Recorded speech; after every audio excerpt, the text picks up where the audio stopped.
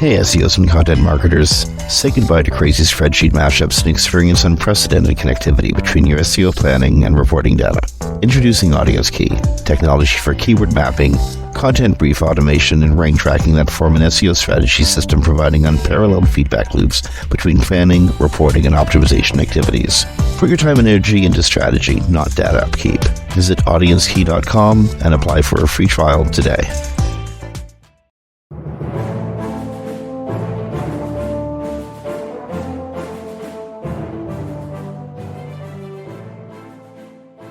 Hey everyone, welcome to Webcology on WMR.fm. It's the 31st of July, 2025. Quick warning, 3 more shopping months till Halloween.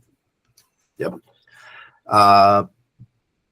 This is Jim Hedger from Digital Always Media and Christine Schackinger from Sites Without Walls. Christine, how you doing today?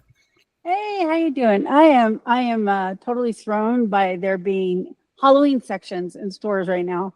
There's only 3 shopping months till Halloween. What are you going to do? I mean, you got to get it together is what you got to do. And whole sections, not just a little bit. But we got a pretty cool summer here for us. It's only around 100 this week, which is unheard of in the end of July. So I'm happy.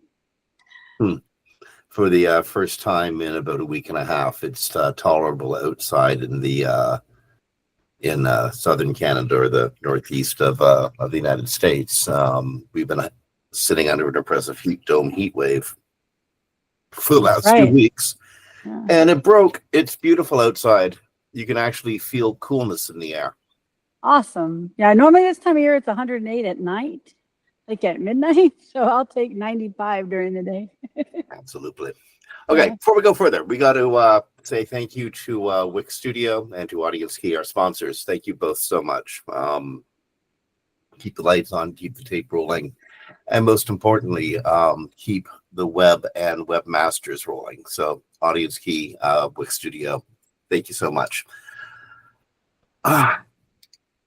This was so not on purpose, but we're going to start with a WordPress vulnerability. WordPress AI engine plugin. There's about 100,000 websites using it. There's a vulnerability related to the REST API, Advanced Programming Interface, in versions 2.93 and 2.94. If there is a 2.95, there is. So update as quickly as you can. AI engine plugin. Yep. And then number 2 is also another. This one's actually a bit bigger. This is only 80,000 sites, but it's WooCommerce. So it's a plugin vulnerability. They need to update to the newest version of 5.81. I'm sorry, 5.81.0, and it's a customer review plugin for WooCommerce, and it's also having an exploit because they didn't sanitize or escape outputs, meaning people could put code into the plugin. So again, the WooCommerce customer review plugin vulnerability affecting 80,000 sites, or the WordPress AI engine plugin vulnerability up to 100,000 sites. And I'm pretty curious. We've been reporting on the 2 new WordPress environments. What would you do in this situation? Where are you getting your update? You just want to make sure you get the official update from the people that make it or from WordPress.com. They'll have a version of it. But when you're inside WordPress, you can usually upload the official version of like WooCommerce and WordPress AI, since they're main plugin developers. One word for anybody who is adding plugins: never add them from an unknown site. Only add them from well-known developers or from WordPress itself. If you're in the UK and you look at your Google results, you might find that as of today, they look a little different. Google AI mode has expanded in the UK. Yeah, I saw everyone in a UK group I'm in. I think you're in it too, Jim. Last night, checking it to see if they have the AI mode yet. Some did, some didn't. So I hadn't fully rolled out, but we'll hear what they think of it once they get rolling in those private groups. Well, again, to anybody new to Google AI mode or new to using Gemini, where you're actually going to notice it is how much Google bills you at the end of the month. Seriously, they your usage of AI is tied to your Google Workspace account. Not insert, so you can do as many AI mode searches as you'd like to do. But if you want to take that and start working with it in Gemini, then it's going to start costing you. OpenAI launches study mode in ChatGPT. For students, rejoice, at least with the condensed note version of whatever you're looking at. A new feature in ChatGPT is aims to help students. It says teachers and professors have been complaining, rightfully so, since day one, that their students are using ChatGPT mode to answer their, papers, to write their papers, to do all that kind of work. And so in response to that, by the way, this is purely voluntary. There is no measure to make you use this. They are putting out a study mode where it asks you questions, asks like a tutor supposedly. It helps guide you to the answer rather than just giving it to you. But the problem is it still gives you the answer. And the other problem is that they don't really talk about a lot, and we'll have to see how it works in the real world. Still based on a model that is wrong anywhere from 20% to 80% of the time. So what you get in there could be completely untrue, or unfactual. So it's just reversing the mode and how you use it, but it doesn't have any ability to fix those other issues. So I'd say that's a negative, because people could be learning the wrong things and thinking they're learning the right things. Off the top of my head, I can think of a dozen reasons why this is scary. Yeah, you give your first couple, because I have a couple too.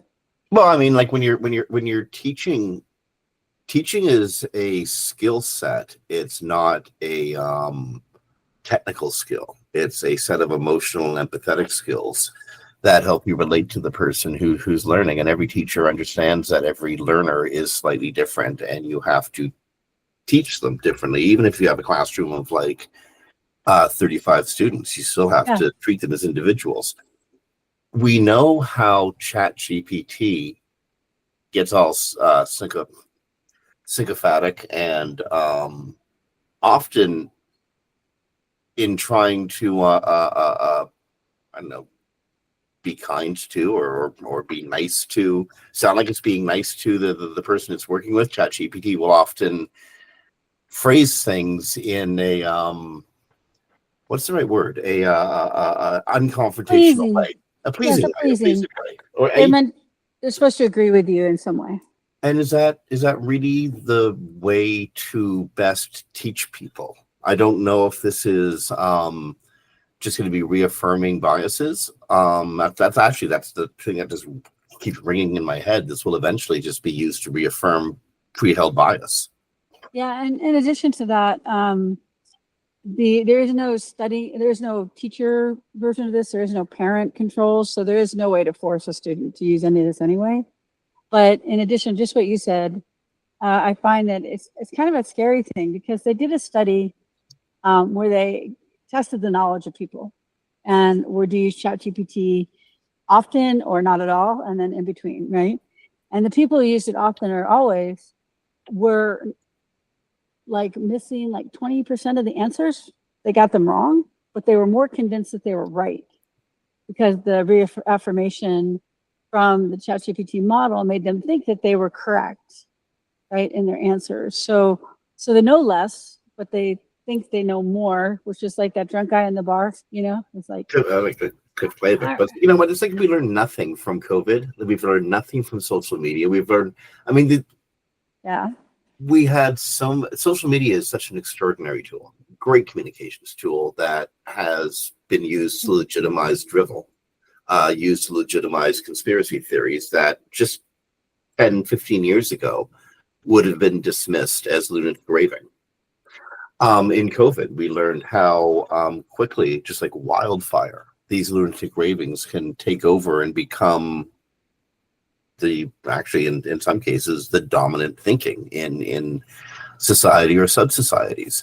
And now we have a new technology, chatbot generative answers that, as Christine's saying, may or may not be right. Often kind of sort of pretty correct, but sometimes not, and you can get off into these tangents of not being right. Confidently making people feel really, really confident in misinformation. Yeah, and even let's say it's the lowest, 20%. That's still a lot of bad information, right? Like if you're trying to learn something, especially if it's something you're new to. So the foundations of what you're supposedly studying could be totally incorrect, and then all your logic comes from incorrect or incorrect facts or not facts, or disinformation, misinformation, whatever it happens to be. But I do find it, the more we're talking about, the more concerning I find it, because two things. One, I see the blatant, we have to make money ploy here. Eventually they'll charge for it, and they don't have a way to make the money they need to make in revenue or OpenAI or for any of these models right now. They're most of them are losing money. And so they're trying to make a product that seems like it's a positive and an answer to a problem that their product caused, but actually all it does is cause more difficulties. Right? I do like one teacher. I talked about this a couple weeks ago, where she was having the problem with her students using OpenAI, ChatGPT. And so she had them write the answer in ChatGPT, and then they had to research what it got wrong. They had to go through the whole thing that it wrote. It was a certain length that she had them write. And then they had to go through and fact check it. And by the time they were done fact checking it, they found out how wrong it was. By the end of her class, a lot of them stopped using it for coursework. And I thought that was pretty, but as you said, a teacher, right? The teacher's like, I have this problem. I'm going to find a solution. The solution is I'm going to make them fact check the answers. And then they're going to tell me the citations. They're going to do the real research. And by the end, they're not doing the ChatGPT easy way anymore because they realized they were putting down wrong stuff. And who wants to put down wrong stuff on a school paper? You don't want to turn that in and like be marked to heck because you got facts wrong, right? So I think that's a good way someone's dealing with it. I don't feel that this is a good way. I think it's the illusion of studying without actually making the student really study, and also without knowing what they're putting in there is correct. I mean, I always like to sort of ground my thoughts about AI and what AI is doing, where it's taking us and all that other sorts of stuff with the way things were before AI. And I remember an internet full of diploma mills, an internet full of essay writers, an internet full of people who would do the work for you so you could cheat your way through a university or college. And that existed. That was out there. But rare. No, it wasn't rare at all. It was rare to use it. I could probably name one person I ever knew that did that.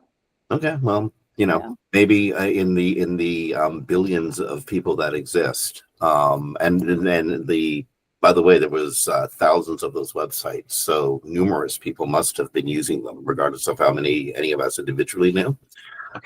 They existed for reasons to make money. Right. You had to pay a decent amount for those papers too. Indeed. So I don't really see how.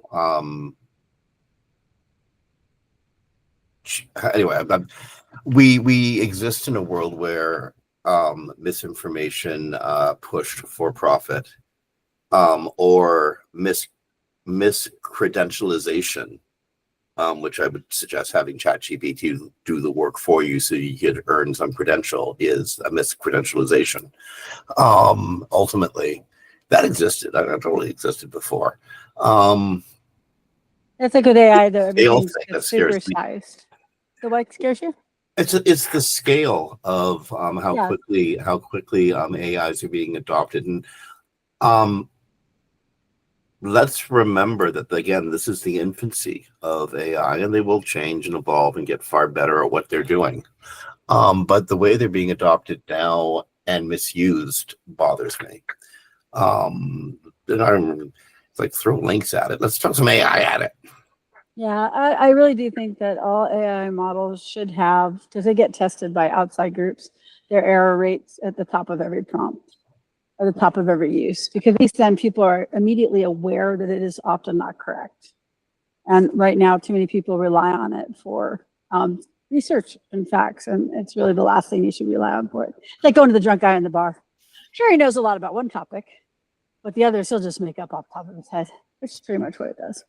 For what it's worth, as a political pundit and someone who comments on technology for a living, I am that drunk guy in the bar. That's what they pay me for. They just pay me for, because it gives, honest to goodness, I'm a pundit. Half the time we know what we're talking about, and half the time we're just trying to do math on the fly with a bunch of factors that change rapidly. But one thing I know that holds steady all the time, no matter what, this is a capitalist environment that we live and work in. And if they're throwing money at it, they're only doing that because they expect to get scads and scads of money back. You don't throw money out there unless you expect return. Right. It should give, there is, AI is in everything, so much so that to get the very top talent, people are paying above super athlete wages. $250 million pay package for some AI superstar technologists. Now, this may be a pay package spread out over a couple of years, and maybe a pay package spread out over a couple of months, depending on the task and purpose of the technologist. But that the benchmark, and this benchmark incidentally was recently set by Meta, offering a $250 million pay package to a AI technologist programmer, Matt Ditkey. He's 24 years old. Recently helped found a startup, and he's been recruited to join Meta's research effort dedicated to creating superintelligence. $250 million for a techie over 4 years. That's the offer is gone to go over 4 years. It's phenomenal. That's NBA level. Yeah, if only my math skills were better, because I think I'd be taking some time to learn some algorithms and AI and getting myself a $250 million a year job for a year. Well, you see, now we know why Dave's not doing this show anymore, right? Yeah, that's it. Yes, Dave is good at math. Dave was brilliant at math. Yeah. Anyway, so that's up there now. So if the AI companies the AI developers are willing to spend $250 million. Okay, granted, this is $250 million split up over 4 years on one person's brain, one person's thought process, or one person's ability to collaborate with other brilliant persons.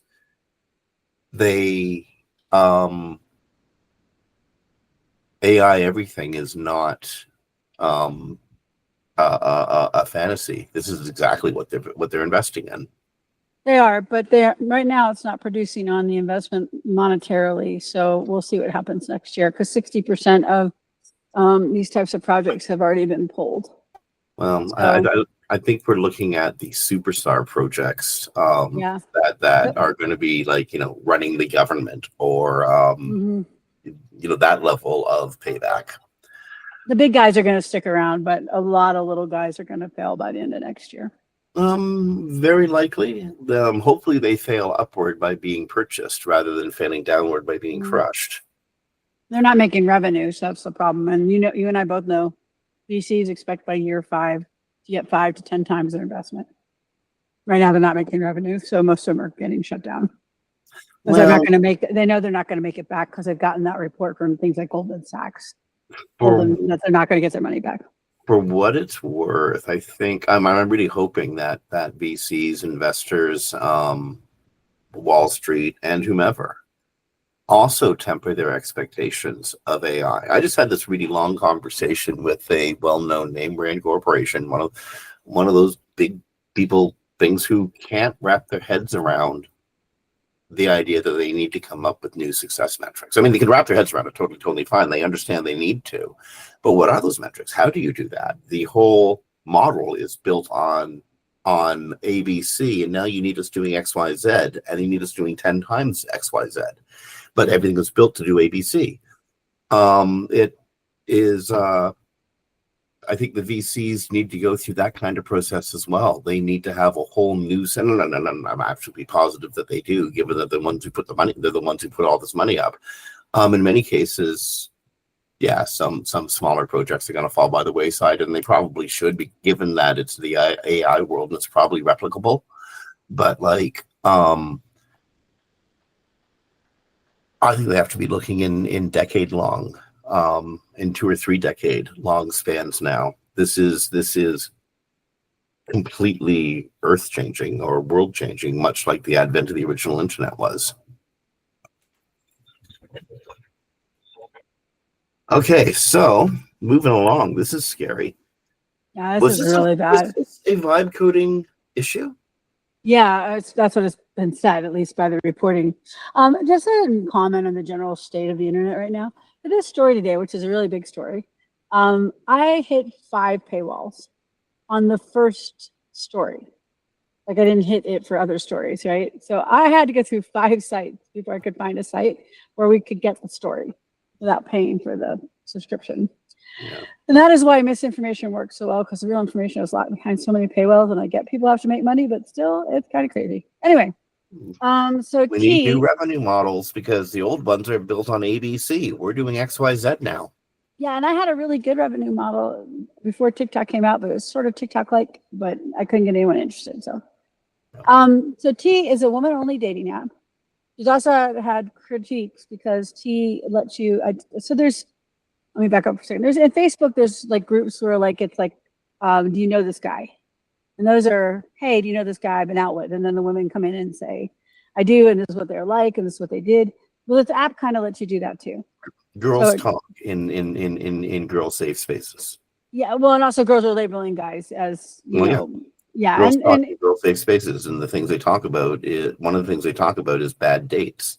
Yes, exactly. And in this case, they'll label people, but of course you don't know if it's. You hope no one's lying about anybody, but someone could be. So they come under a lot of criticism for that reason. But however, so they got they had a massive data breach. The back end was completely unsecure. Over 72,000 private images and more than 13,000 government-issued IDs were leaked online, including to 4chan, who published all of it.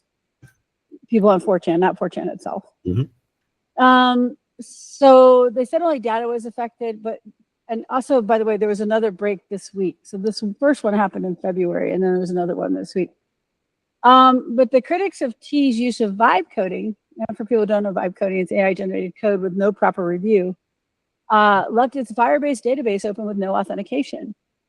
Basically, you could go on the database if you found the link, and there's nothing there to make sure you should have access to it. So, and we've talked about this before, vibe coding is extremely dangerous for anybody who doesn't know how to code, or if you're not reviewing the code. And I cannot believe a company had AI-generated code in it for access to a database with no review. But then my first question is, like, beyond the person who did this, who at the company would have even known? I mean, it's something you should know. If you publish it, you should know it. But honestly, yeah. This is a social mission site, not a technology site, right? But they should have coders that check the code. So they didn't even have that. They just sort of relied on the AI to do the coding. And as we know from the one where the database deleted itself last week because it panicked.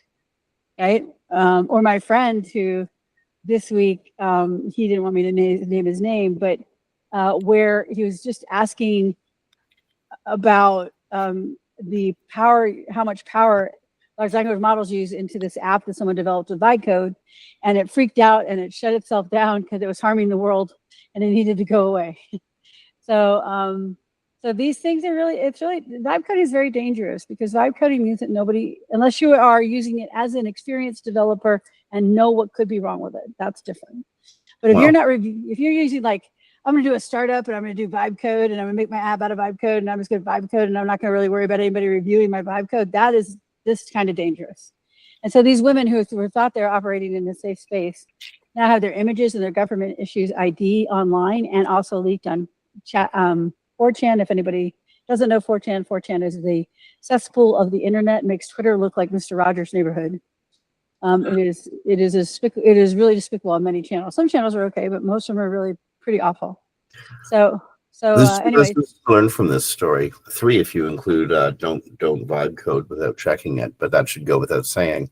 Yeah. 1 is, if you're publishing something on the web that's supposed to be a secure and safe space, you're obliged to make it a secure and safe space, unless this was a honey trap to begin with. Number two, if you're participating in something that you assume to be a secure and safe space on the internet, especially if you're a woman who wants to have a safe space to talk about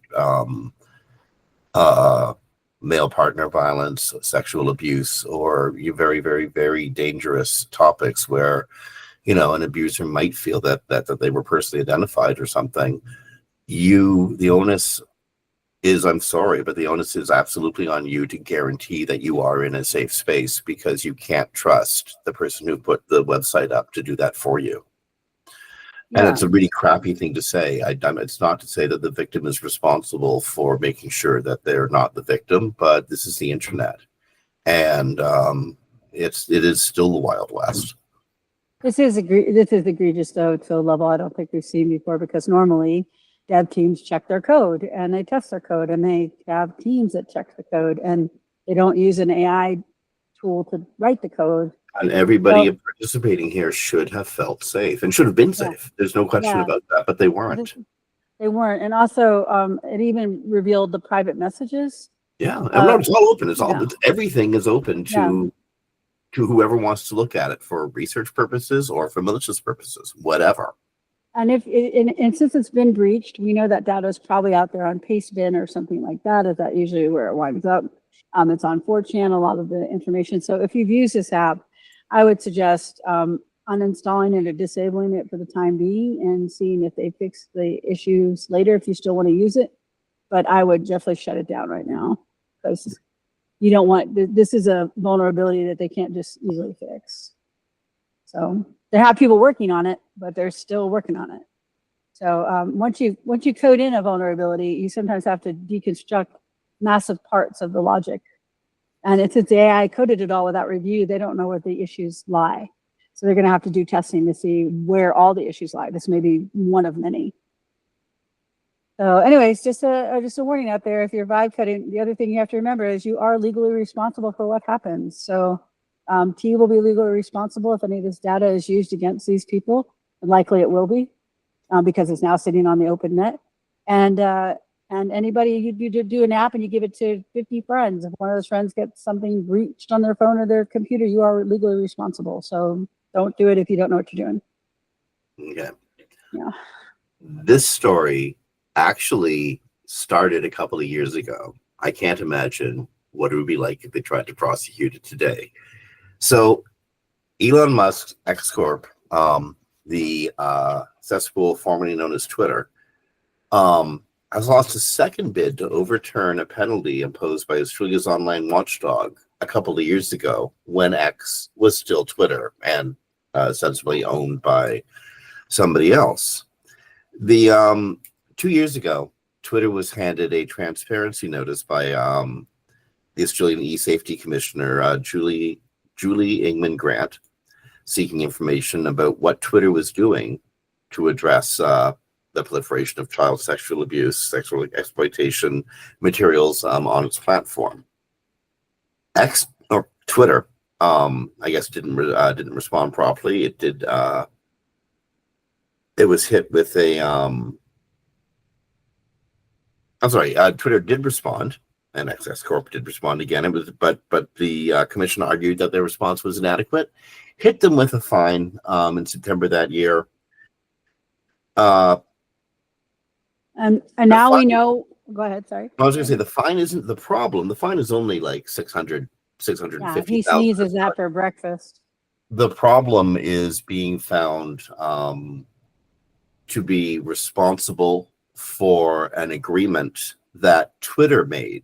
Elon Musk doesn't want to be held responsible for agreements that were made before he became proprietor, especially ones around the censorship of anything, including obviously child sexual exploitation.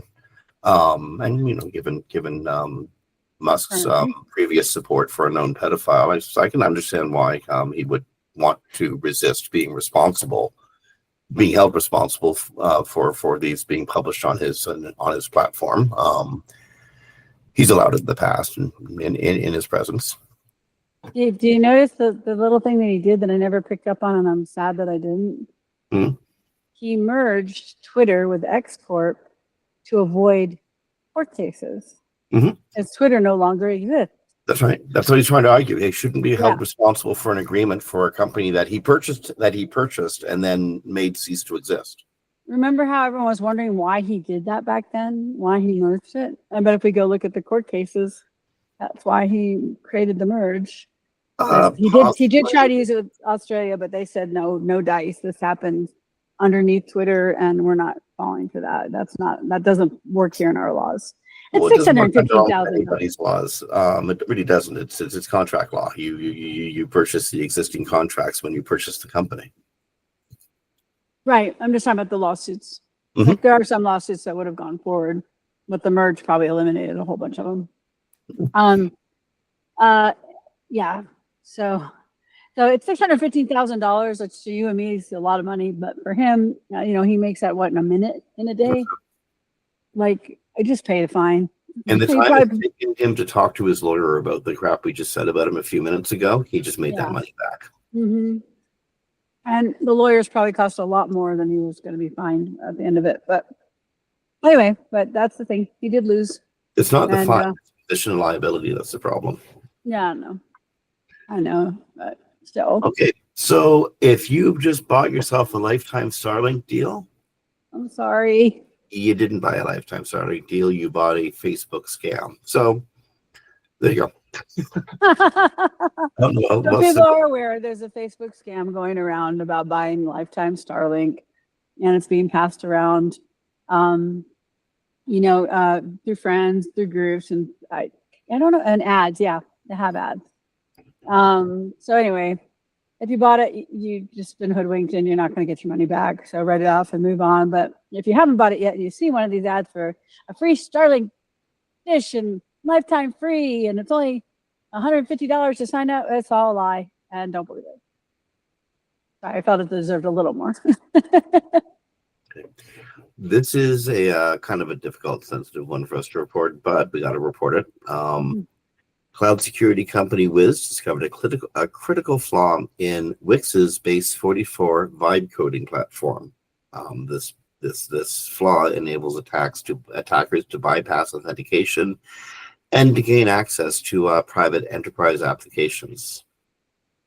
And let's say in this case, it's not a matter of like someone just being negligent, as in the last story, but these things do happen, and we know vibe coding can have issues, as we talked about. They did respond, though, and start working on it within 24 hours. Yeah. So this isn't just about a Wix vibe coding platform, or this is about vibe coding or any AI coding in general, any AI writing in general. Like, honest to goodness, get a machine to do heavy lifting for you. There's nothing wrong with that. But if you're going to publish it, you need to be responsible and edit the hell out of it first. With somebody who knows. Yeah, I mean, I don't even know why we have to stress how important that is, but if we need to stress how important that is, it really is important.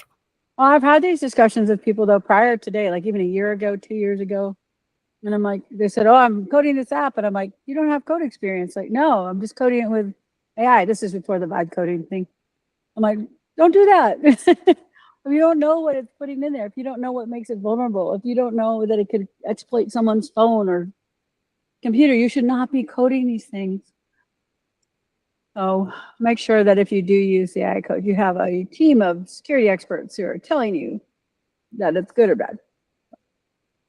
You know, one of the reasons why more people aren't stunt people in like Hollywood movies? Like this. Because you actually have to learn how to fall down. There are hundreds of different ways to learn to fall down without breaking your bones. Same thing with building products for people on the web. There's 100 different ways to fall over without breaking your bones, but you got to learn how to do it first, or you're going to break your bones or somebody else's. Very, very true. Yeah. Good analogy. Thank you. I thought of it myself. Okay. This AI absolutely everywhere. Microsoft is putting Copilot mode to Edge with multi-tab AI analysis. It's funny, the headline just says AI at Edge, AI at Edge, AI at Edge, multi-tab analysis, voice navigation, and more features are going to be coming in development. But pretty soon using the Edge browser is going to be much simpler and actually kind of funky, given that you'll be able to speak to it to get things done. Yeah, and you have some of the key features are multi-tab context awareness. So you can open up multiple tabs and Copilot will summarize it. Unified input interface, big words. You can just open a tab with Copilot mode on and you'll see a single input box that combines chat, search, and navigation. Voice navigation, as Jim just said, you'll be able to speak directly to it. And then there's some more features in development, automated actions with permission. They may use your browsing history and credentials to complete tasks. Not for me ever, but unlike booking appointments or finding deals. Topic-based journeys or dynamic assistance pane, you'll be able to interact with Copilot and a collapsible sidebar while keeping your current page in view. That could be helpful, yes, for sure. And then this is in Search Engine Journal. So, really quick personal question, Christine. Yes. Just looking across your top browser window right now, how many tabs do you have open? Oh, this one's not much because it's for the show. Normally, I have about 4 to 6 browsers with probably more than 50 tabs open. Now, if they were Edge browsers, you might be in a little bit of trouble, given that half your CPU would be like analyzing and trying to figure out what was in common between all of these disparate things, right? Very true. And heaven help you if you have like the Google Search Console profile of 4 or 5 clients open in different tabs in the same browser. Well, see, so I don't know that I have ADD, but I sense from things I've seen on TikTok about ADD that I probably have some of it, like a case of it. And so I felt really bad about all my tabs until I found out that's a very common ADD thing to have 40 or 50 tabs open at a time. So, but yes, AI would probably choke under my browsers, the amount of stuff I have open. Yeah, I can just I've seen your browser window, and I can imagine it trying to sum up everything that's there. I think this is a cool thing in so many ways. I especially can't wait to talk at and gesture at. Well, this isn't going to give us gesture command yet, but that's common. To have a different, more personal interface with my computer. I can't imagine it not being faster and easier. But I think I'm going to have to learn how to fall down 100 different ways before I know how to make it work properly. Well, and remember, Meta's coming out with those hand things, like a wrist cuff, I think it was. Maybe that's right, too. We said that last week. Yeah. Oh, I can't wait to play with that. Computers. Yeah, I think it'll last as a novelty. I'll be back to my typing, but it sounds like fun. Well, we can't avoid typing. I mean, maybe we can, although I bet you I can type faster than I can coherently speak. I can type coherently faster than I can speak coherently. And if it's like my voice to text on my phone, I spend half the time correcting what it says anyway. So, because there's a large language. People use that if it takes so long to correct. Yeah, indeed. Because I may have to put in 5, 6 paragraphs, but I'm still correcting something in every paragraph because it rewrote it wrong. I see it right. And the large language model comes on and goes, nope, this is a more common thing that means. And so they completely rewrite it. Well, more common people might say it that way. That's right. Bing? Yeah. Bing. This is actually a really good one. You should be using last mod in your sitemaps anyway. But Bing is recommending last mod tags for AI search indexing. It helps them know what the most recent thing is and helps them prioritize crawl. Yeah, it's a key signal for AI recrawling. This is from Matt Southern at Search Engine Journal.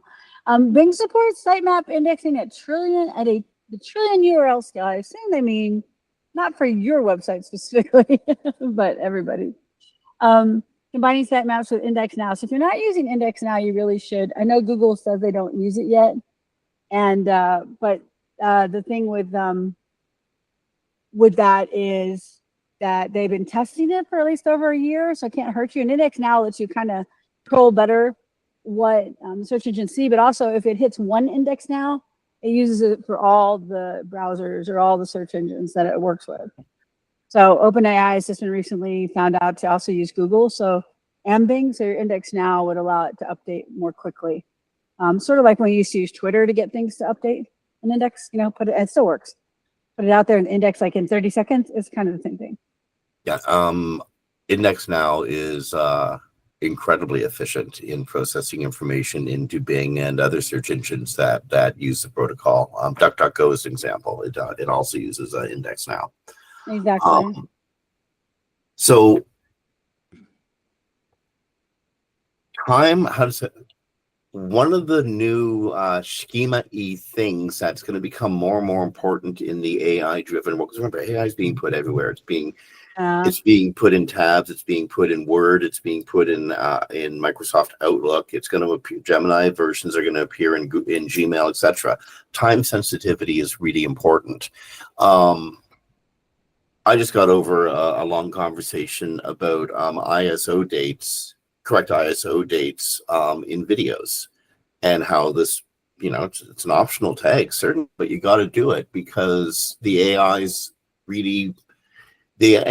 want up to the minute information to share with search users. So Gemini or Copilot want up to the minute information. And that's what this is all about. Now you got to use there's specific formats. ISO format for both date and time is critical. But it's something that you'll get a warning rather than a error when like a schema warning and rather than a schema error in Search Console. But it's still something you want to do because all things being equal, the thing that the engines can define better is what's going to get promoted. Exactly. And a lot of it has to do with what you're feeding the machine learning, which is structured data and proper HTML and chunks of content, all that good stuff. Yep. Okay, I'm sorry. Actually, I was so busy thinking about the last story, I hadn't read ahead on the next one. Oh, it's okay. I can jump in this one. We have query fan out technique in AI mode. Some details from Google. So Google's Robbie Stein is sharing details about the query fan out technique in AI mode. For those who are like, what the heck are you talking about? This is not new for large language models, just new for people in search who didn't realize that Google already used this in other displays like people also ask. But basically, so people know, like, large language models have actually been around since 1966, and every large language model uses fan-out technique. It's not a Google specific thing. And basically what it does is it allows them to associate topics and entities together, but sort of like neural matching. Remember neural matching when it came out in 2018, Jim? Mm-hmm. Or like you could just have the names of the comic characters from Marvel, but it would know it's Marvel. That's a fan-out technique, right? So it knows that Marvel comics fall under Marvel, and it fans out the queries from there. So you've heard about the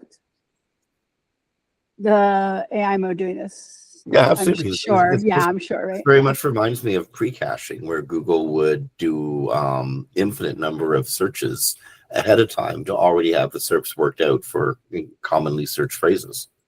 That's very much reminds me of pre-caching. Yeah, exactly. And basically, it's not that dissimilar from anything you've been doing if you've been looking at topical entities and related entities. It's just how the large language model handles it, which is called fan-out queries. But if you remember when you went to before somebody bought it, and it was like super cool, where you put in a question and it would give you 20 other questions. What was that tool? People something?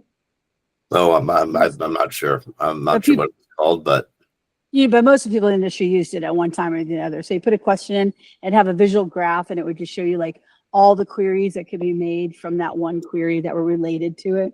It's that kind of thing where it's just looking for similarities between entities, and entities are just nouns, and topical relevancy just means under coffee, I'm going to have, coffee pot, coffee cup, milk, flavorings, because they're all related to coffee there. So that's basically what it's about. And then, so really quick, Google gave some quick tips on it. But by the way, it can also trigger deep search when this starts. So just so people know, it's being used by 1.5 billion users each month. Includes text-based and multimodal input. Multimodal meaning images and other things. And the underlying data sources are traditional web results, as we talked about last week, and probably going to mention this week, that SEO is still your best way into all of this. And it updates the shopping graph is one of these systems, which updates 2 billion times an hour. shopping graph, 2 bleeding times an hour. I don't think I've ever heard that stat before. It's pretty amazing. So they're referring to Google search as the largest AI product in the world. I don't know how you measure largest Probably product. true. We know what Google's inarguably the largest search database in the world. That's true. That's how you argue it. Yeah. So basically, it's just like if you look at a people also ask and you get another list of questions, or I can't even remember all the different ones they have now. But when you see the questions asked, and then you click it, and it gives you another set of questions underneath it. That is fan out query. So if you want to understand fan out query for a topic, just do a search on it and look at the people also ask or all the related boxes with the little magnifying glasses to do additional searches, and you'll see the queries related to that search. Okay, Google search posts. Okay, so Google search now has a search result section titled posts on Reddit. You're searching about your favorite topic on search results now often include a section titled Discussions and Forums, which features content oh my from Reddit God, and other forums. like seriously. Every week now, Jim. You need to hide your phone. Exclusive access to Reddit's data for its search results. Jim has his phone talking to us right now. Oh, you guys can't see I swear to God, I'm going to throw this thing into the river. every week it turns every on week by it does this to us. talking. Okay, so what it said, except Google's actually got a new button. You didn't even talk about phone. Google's got like a new button that or a new heading reading posts on Reddit that seems to be actually replacing discussion in forums. Using Reddit threads as the discussion. I know this is just supposition, but Reddit was way down in clicks. And Google and they have an agreement, so Google can train on it. And now we're going to get a special box just for Reddit. Not hidden gems anymore. Not Reddit, Quora, LinkedIn, and now Facebook. But we're going to get just Reddit posts. So I'm sure it has nothing to do with that relationship and the down clicks in Reddit, right? No, that will be present for everybody except people in my office who will get a stuff Jim's phone said. That's very, very true. So you might Is this Google pushing traffic to Reddit? Yeah, maybe. Yeah, maybe it's Google saving time for what's left of its beleaguered development teams by getting rid of the discussion forum section. Yeah. I don't think the discussion forum section really is that helpful. Well, and so you have a space like Reddit that is infinitely more dynamic. Where do you think they're going to go for fresh material? Because anything Google, if Google is initiating a discussion forum, that's only half for the user's benefit. The other half is for Google's benefit. Yes. It wants to train in there, wants to learn from there, and wants to get user feedback and do some like pretty spiffy group test in that environment. Reddit is an even better platform because it appears to be neutral. Yeah, it does. And they have to deal with Reddit to train on Reddit, so it's helpful in that way as well. Yeah. So I bet you they're not trying to help Reddit as much as they're trying to help themselves, and they need to push the action into the dynamic space where the conversation will be robust enough to have people using slightly different words. This is 2025. Speaking of help, Google Search has a new help in AI mode to help you shop. So Google's testing a button to drive more people into AI for shopping help. It's labeled "Help Me Shop in AI Mode." But I'm telling you, Jim, I don't think AI mode is doing as well as they hope because they're putting it everywhere. But now they're going to help you shop, and it's just going to pick things for you that may be popular. And when you look at the images and the screenshots in the article at Search Engine Roundtable, you see like you do help me shop, and then it splits the screen, and then you'll also see extra information about shopping. In this case, it's for dog food. So I think this might actually be a place where AI is more helpful than hindrance in people's lives. When you're looking for things in our society, you're given a cornucopia of consumer choices. There's so many options, and there's no possible way to properly research all of those options. to have AI sum up that research for me so I have digestible stuff to research rather than having to find the stuff to research and then go do the researching. Let it digest it, and then I can go, do my secondary research. In that case, it makes a whole bunch more sense. I can see AI being used for, actually putting clothes on my pear-shaped body to see what they would really look like. We had that from last week. I don't know if you remember. We talked about it. Indeed. So I can see this being way more helpful than a hindrance. And any editing I would have to do is kind of the editing I'd have to do in the shopping process anyway, weeding out good product from bad, good information from bad.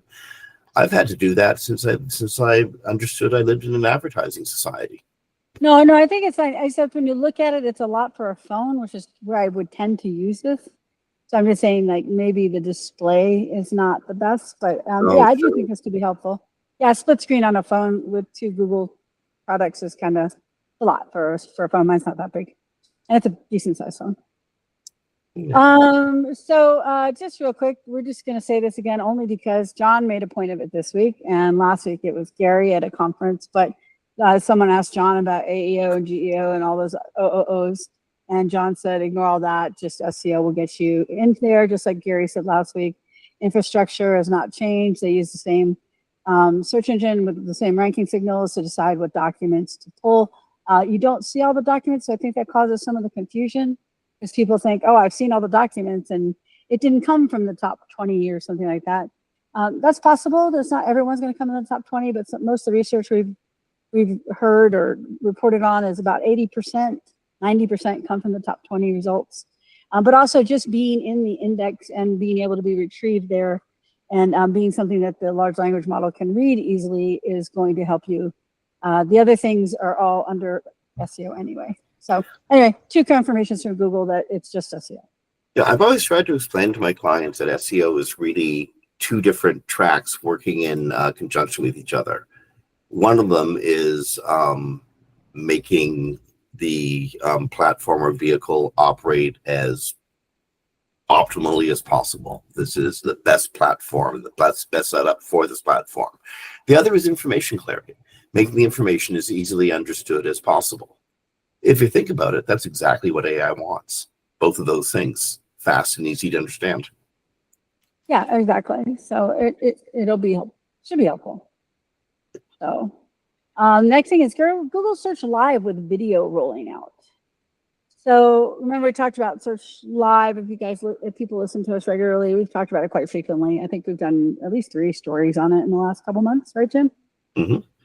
So it's now rolling out live with video because we kept talking about it was supposed to be rolled out and hadn't done it yet. It is rolling out this week on mobile. So when you get this next week, it'll probably be halfway through the week. But the AI mode. So Google says Search Live is fully integrated with Google Lens or visual search tool. To get started, just open Lens in your Google app, tap the live icon, and ask whatever's on your mind while you're pointing your camera. You can have a free-flowing back and forth conversation with Search AI mode aided by the visual context from your live camera feed, like different angles or objects in motion. I will say the live, not necessarily this live, but the live like in Maps was incredibly helpful when I was in Amsterdam because it would have a big arrow on the screen showing me where to go. So I just put the camera app up and I could see what's in front of me and the arrow would show me where I was going and where I would turn next while I was walking. So it's super helpful. So I have a feeling this is kind of the same concept, except you'll be talking to it as it's looking at something so that you can get an idea about it. The only thing I found with Google Lens, though, it is so e-commerce based that when I look for something not e-commerce based, it doesn't really have answers for me. Yeah. Also, I want to mention this real quick. I was looking up a medication because it fell on the floor and I take several medications, so I wasn't sure which one it was. And it identified it incorrectly twice, 2 different names, never got it correct. So be careful. Again, large language models, they can be incorrect frequently. So take the information with a grain of salt. If it has any effect on your life or limb, maybe double check it. But this is I think this will be kind of cool. I think people will use this. What do you think? Oh, yes, absolutely. They will use it. My big concern is how much louder public space is going to become because of stuff like this. You ever go to a concert you remember you go to a concert now and everybody's got their hand in the air, holding their phone up, filming the experience that they're not actually having in real life. Yes, I will hold a camera, but at my chest level, just to get some video to post on Facebook. I still watch the concert, but I know what you're talking about. I got a feeling that, you know, you're going to go shopping or just be in a public space, and people are going to be using video and verbal search, audio search, to plan, describe, and facilitate their days. And that's cool. We'll adjust. It'll be all, you know, it'll just be people acting slightly different and probably slightly louder. But, you know, it's headphones, people. Yeah, I'm in a tourist area, so yeah, I can see that happening for sure. Headphone people. And app developers, group headphones. Oh yes. You know, I real quick, because we do have to get moving. We got some stories and not a lot of time left. But I always wondered when people started listening to their phones without headphones, why that happens. And I realized it was when they changed to not having the regular 3mm plug, and people had to have the special accessibility. Yeah. Yeah. So that's what I think started that whole trend. 100% all Tim Cook's fault. So Google AI mode is also going to allow you to upload files, use Canvas Planner, and search while browsing. I think it's extremely cool. That's, again, AI mode just is going to have a hell of a lot more function, and you could input stuff that you can't describe to it using photographs. Yeah, you'll be able to upload images and PDFs, and they're going to add more file types in the future. And then they're going to have Canvas to build plans and organize information in a dynamic side panel that updates as you go. Dynamic side panel, that sounds AI-ish. And this is be helpful for homework, travel planning, things of that nature.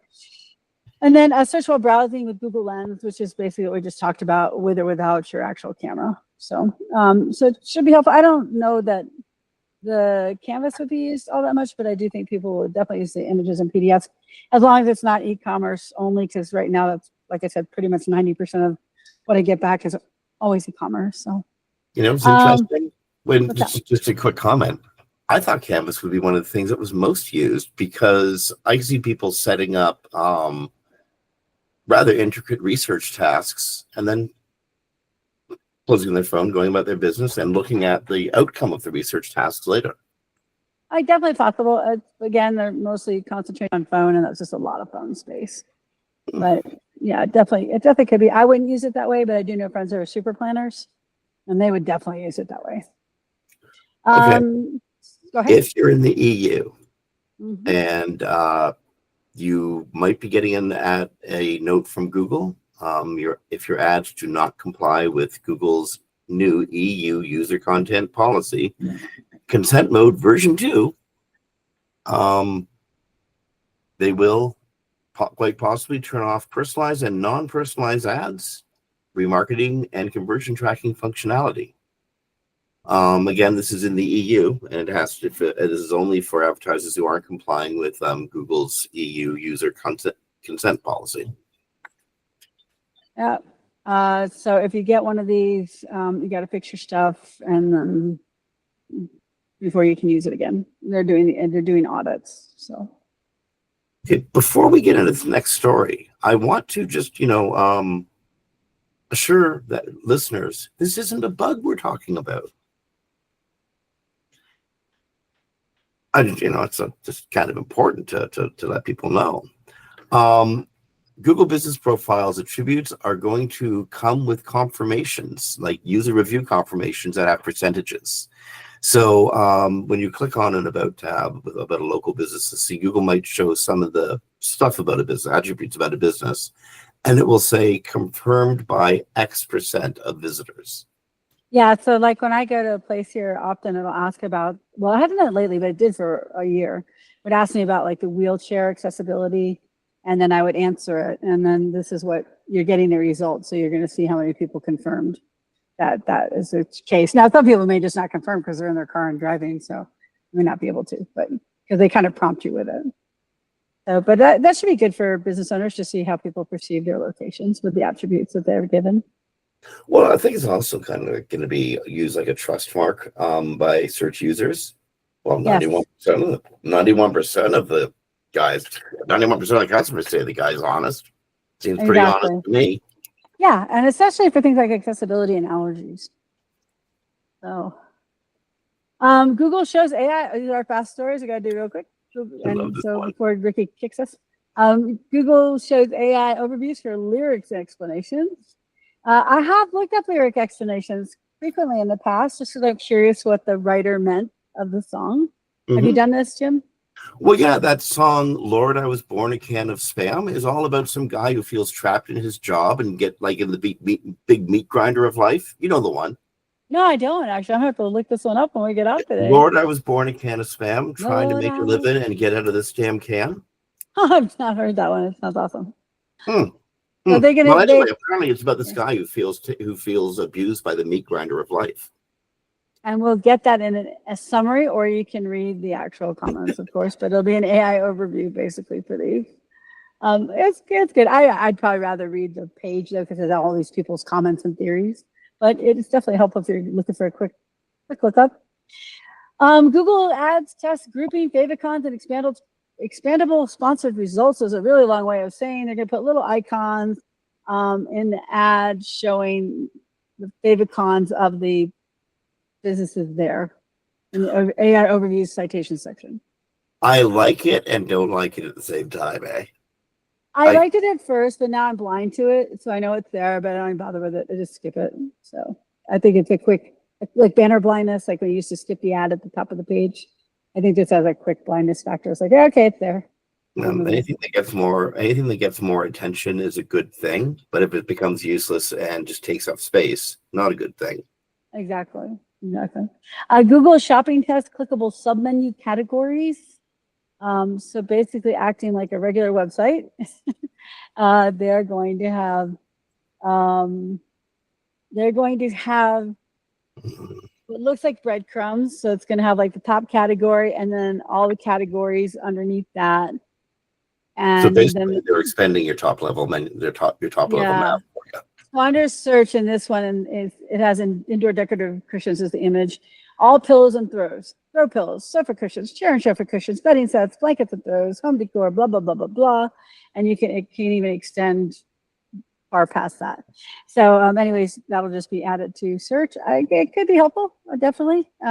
If it gets somebody to the conversion point faster, and the conversion point's on my website, good. Yes, exactly. And I think it will if it works as it's pictured. Then we're almost there, just so Ricky knows. It was the last story, actually. We have to real quick. Google Shopping test. Oh no, we don't. Sorry, I somehow got the wrong. You're right. We have one more. AI generated Google Business profile menus. So basically, it's going to summarize the menus on a business profile. I don't know how helpful or not. I'm not sure.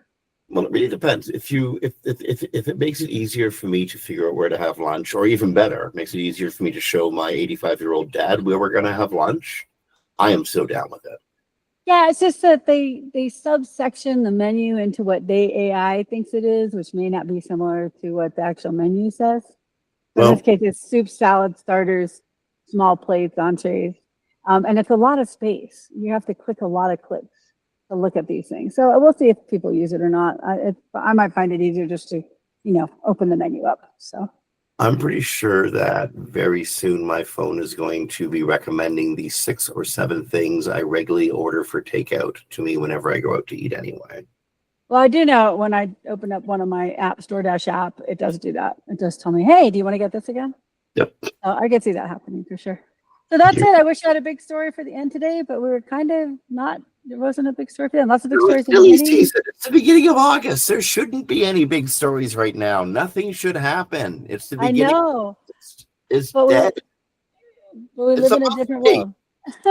I want it to be like, oh my goodness. Like okay, so I've been ranting the last couple of weeks that we haven't had a quiet week. It's been all like big ass scary stories and stuff. This is the first week where we've gone through the grid and hasn't been terrifying or earth-shattering stories. Oh, wonderful. You know why? It's next week. I will be there at all 3, I think. Oh no, what's next week? Cybersecurity Week in Vegas. It starts with B-Sides. and then it goes to Black Hat, and then it goes to DEF CON.